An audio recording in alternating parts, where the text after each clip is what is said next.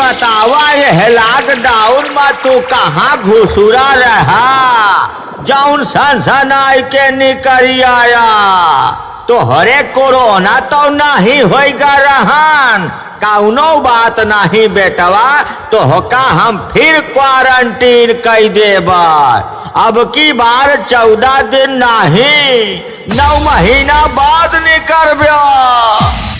हम हैं पीएस बाबू सिकंदरपुर वाले।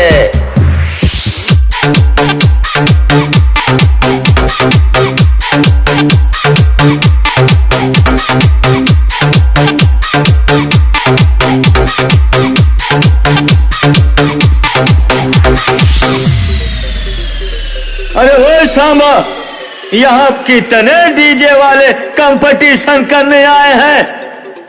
सरदार डीजे वाले तो बहुत आए हैं पर पीएस बाबू सिकंदरपुर वाला सबको ठोक रहा है।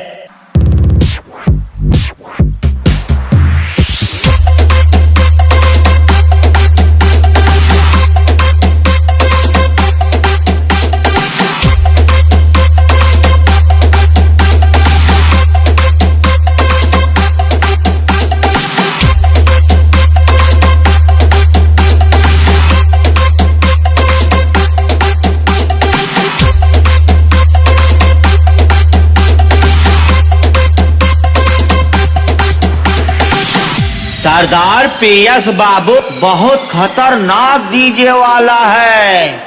उसके बेस और वाइब्रेशन से कोरोना वायरस हो जाता है।